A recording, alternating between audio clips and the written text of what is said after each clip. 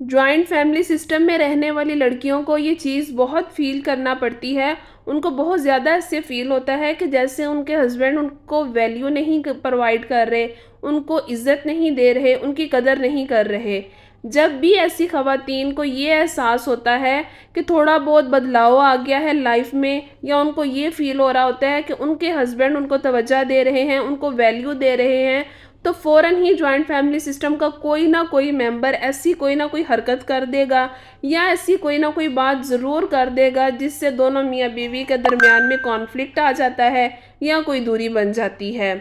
या फैमिली का कोई भी मेंबर जो है ना, वो हस्बैंड के कान में ऐसी कोई ना कोई बात डाल देगा जो माहौल को नाखुशगवार बना देता है, और जो माहौल में खुशगवारपन आना था, वो खुशगवारपन आने की बजाय मियाँ बीवी के दरमियान मज़ीद दूरी बढ़ जाती है। अस्सलाम वालेकुम, welcome back to the channel. I hope कि आप सभी लोग बिल्कुल ठीक होंगे। Welcome back. जो लोग सेपरेट रहते हैं उनकी निस्बत ऐसे लोग जो जॉइंट फैमिली सिस्टम में रहते हैं, उनकी बॉन्डिंग बनने में थोड़ा सा टाइम लगता है। हर इंसान में खूबियाँ भी होती हैं और खामियाँ भी पाई जाती हैं। कोई भी इस दुनिया में ऐसा इंसान नहीं है जो बिल्कुल परफेक्ट हो। आप दोनों अलग अलग फैमिली से ताल्लुक़ रखते हैं, या बीवी बिल्कुल अलग अलग माहौल में पले बढ़े होते हैं, अलग तरह से उनकी तरबियत हुई होती है, उनका माइंडसेट बिल्कुल अलग होता है। तो ये तो ज़ाहिर सी बात है कि कॉन्फ्लिक्ट तो आएगा। जब आपकी शादी होती है तो दोनों के दरमियान में कहीं ना कहीं तज़ाद लाजमी तौर पर आता है, क्योंकि दोनों की नेचर अलग होती है। यहाँ पर समझदारी और बर्दाश्त से काम लेना होगा ताकि आपकी ज़िंदगी खुशगवार तरीके से बन सके।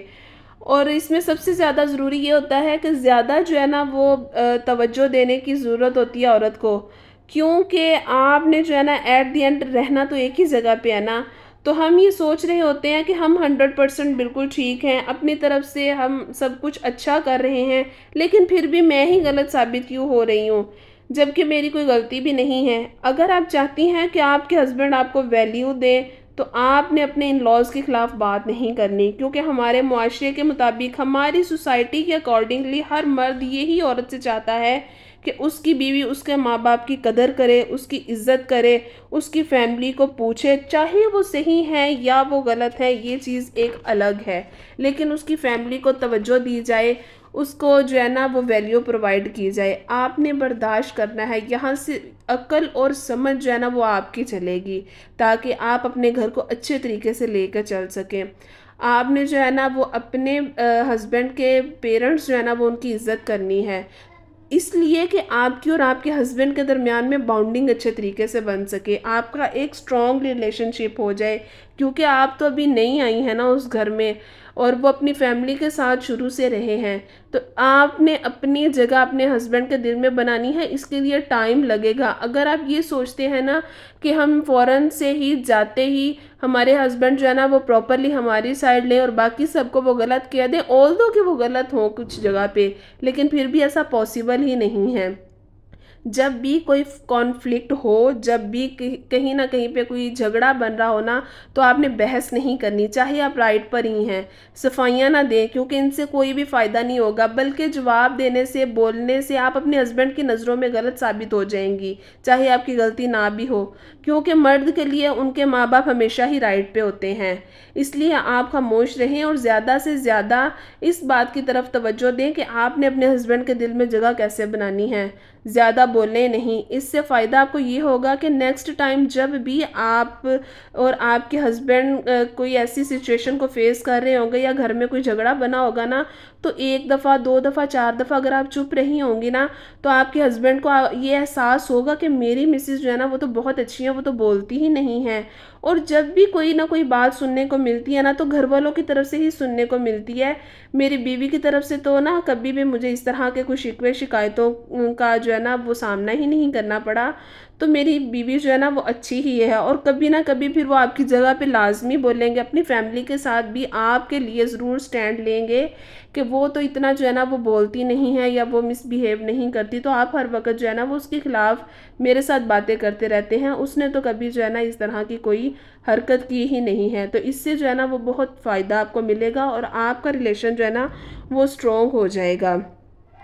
तो आपने इस बात का जो है ना वो बहुत ज़्यादा ख्याल रखना है। एक चीज़ का आपने जो है ना वो बहुत ध्यान रखना है कि जब भी आपके हस्बैंड घर पर आएँ तो आपने एक वेलकमिंग सा माहौल क्रिएट रखना है। ऐसा नहीं है कि आपके हस्बैंड घर पे आए हैं ना तो आपने आगे से मुंह बना लेना है या तरह तरह की बातें करनी शुरू कर देनी है। नहीं, आपके हस्बैंड जब भी घर में आते हैं ना तो आपने ना एक अच्छी सी स्माइल अपने फेस पे रखनी है और अच्छी बातें करनी है जिससे उनका माइंड रिलैक्स हो, क्योंकि वो ऑलरेडी ऑफिस से या बिजनेस से जो है ना वो थके हारे आए होंगे। अगर आते ही आप भी इस तरह का मुंह बना के सामने आएंगी और आते ही कुछ उल्टी सीधी बातें करेंगे तो ऑब्वियसली वो जो है ना हर्ट होंगे। आपने जो है ना वो अप्रिसिएट करना है। अगर वो कोई आपको गिफ्ट देते हैं, अगर आपकी वो कोई तारीफ़ कर देते हैं तो आपने उनको जो है ना वो अप्रिशिएट लाजमी करना है। इससे उनकी जो है ना वो हौसला बढ़ेगा और वो मज़ीद आपके साथ अच्छा टाइम स्पेंड करने के मौके तलाश करेंगे।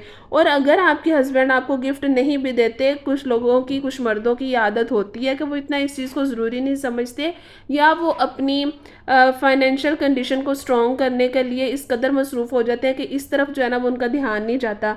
तो इस बात पे जो है ना वो आपने उनके साथ झगड़ा नहीं बनाना और ये कभी भी नहीं कहना कि फ़लाँ के हस्बैंड जो है ना वो तो उनको इतने गिफ्ट देते हैं तो ये है तो वो है। क्योंकि कंपैरिजन जो है ना मर्द का कभी भी किसी दूसरे मर्द के साथ अगर बीवी करती है ना तो इससे जो है ना वो हस्बैंड इम्बैलेंस फील करते हैं और आपका रिश्ते के अंदर ना एक अजीब सा उतार चढ़ाव जो है ना वो शुरू हो जाता है। आपने हमेशा उनकी तारीफ़ करनी है, उनके काम की तारीफ़ करनी है और इस तरह से उनको ट्रीट करना है कि आप उनके साथ बहुत ज़्यादा खुश हैं। तो जब भी कोई कॉन्फ्लिक्ट हो, जब भी आपने कोई इस तरह की बात करनी हो ना उनके साथ, तो आपने अच्छे वक्त का, अच्छे मूड का इंतज़ार करना है। और जो है ना जब वो अच्छे मूड में होंगे ना तो आपके बात भी अच्छे तरीके से समझ पाएंगे। कम्युनिकेशन गैप से हमेशा बचें, क्योंकि जब आप बोलते नहीं, एक दूसरे से बात करना कम कर देंगे ना तो वहाँ पे भी बहुत ज़्यादा मसले मसाइल बढ़ जाते हैं, क्योंकि मसले मसाइल का हल आखिर कम्युनिकेट करके ही निकाला जाता है। तो अच्छे वक्त का इंतज़ार करें। आई होप कि ये सारी बातें आपको अच्छे से समझ आ गई होंगी और अपनी ज़िंदगी को खुशगवार बनाने के लिए आप इन पे इम्प्लीमेंट लाजमी तौर पर करेंगे।